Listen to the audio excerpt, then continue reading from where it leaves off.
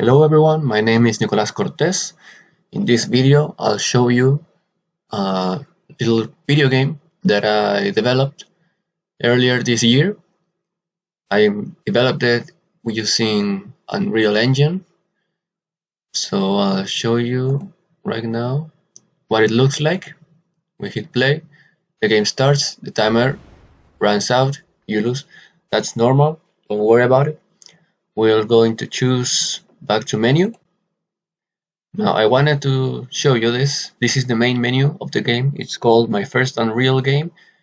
Here it says select difficulty. You can choose between easy, medium, hard, and a debug mode that I implemented to test some things. You can also quit the game here. And over here, there's an option to learn how to play. So if we click how to play, here it says controls, move forward with W, move back with S, move left with the A key, move right with the D key, and you can move the camera using your mouse. So instructions, collect all the items before the time runs out. That's the objective, that's how you win the game. So we hit go back, and I'm gonna choose medium difficulty. So you start the game, you can move the camera, and you have to pick up all these items.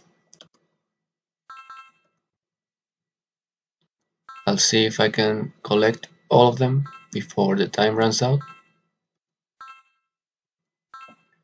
This is a very basic game that I developed following a tutorial on Udemy. You can see your score and the goal that you have to get to. So I lost, but that's okay. We can retry to start over, or as you could see, you can go back to the main menu or just quit the game. That's how you play the game. Those are the rules, the controls. I noticed that I forgot to specify in the instructions that you can jump using the spacebar. I forgot about that. Now I'm going to show you the level blueprint because for this project in particular, I didn't program using C++. I just used blueprints because this is my first game using Unreal Engine, and I wanted to learn. I was going to eventually learn how to implement Unreal Engine 4 with C++. I already know some knowledge about C++, but I haven't developed using it for video games yet. So this is the level blueprint. Here we have our spawning random function. And so here we have spawning random location. We have our actor class, which is, if I'm not mistaken, this is the item that you have to touch. We have an amount, minimal X location, max X location, same for Y coordinates and Z coordinates. So we use all of these to spawn an item in a random location. We also have the event graph. Here's most of the things that I implemented. So the game starts, the game is set to 0. We set the difficulty.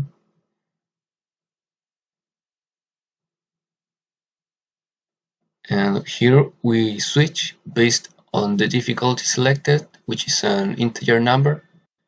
So here we have the settings for easy mode, medium mode, hard mode, and the debug mode. These are all different. Sorry. So here we have, I think in this part, we stop the interaction with the user interface, and with this you can start to play with the keys and the mouse, because previously we were on the main menu. So in the main menu you can move, and you can't move the camera, but you can click. So we use this to return the control to the player. Here's where we create the items in the map. And as you can see, here we have spawning random location, which I showed you previously. We change the size of the item based on difficulty. If it's hard difficulty, the items are very small. If it's easy difficulty, then they are really big, so they are easier to touch. In this part, I was going to add some background music. I think I added music, but then I wanted to change it, and I never did. Here we have the HUD.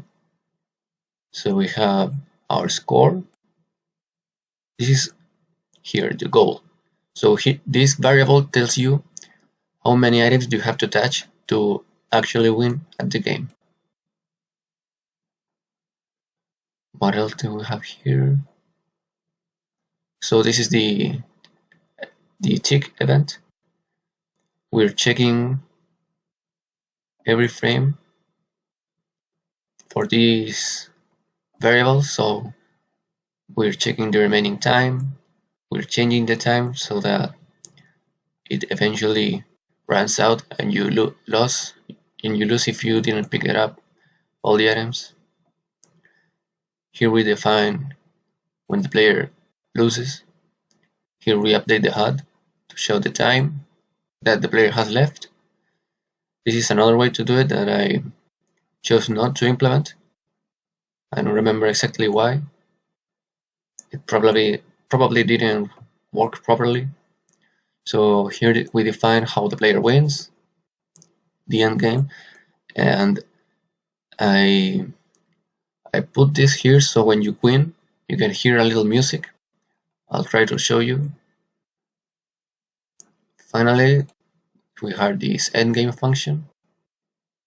So we check if the player won or lost. We have all these nodes, and then we stop time. So you can see your player character stopped in midair when the time runs out. For example, we're going back to our level editor. We're going to hit play. I'll lose immediately. Going back to menu, and I'm going to choose easy difficulty to show you the music that plays when you win.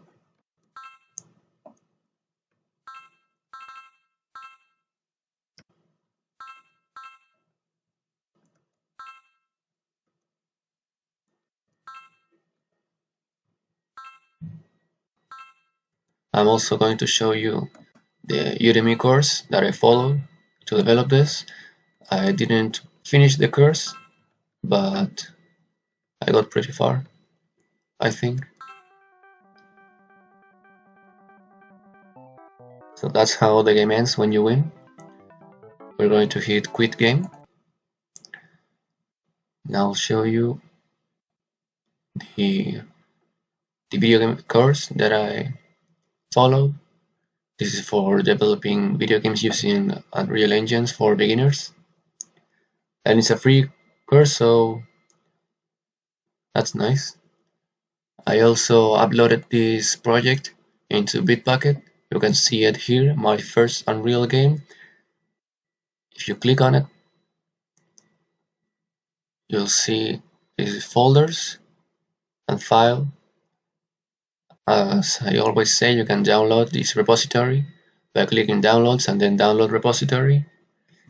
And you can import this project yourself, you can change it, etc. So this is all for this video. I hope you liked it, and see you in the next one.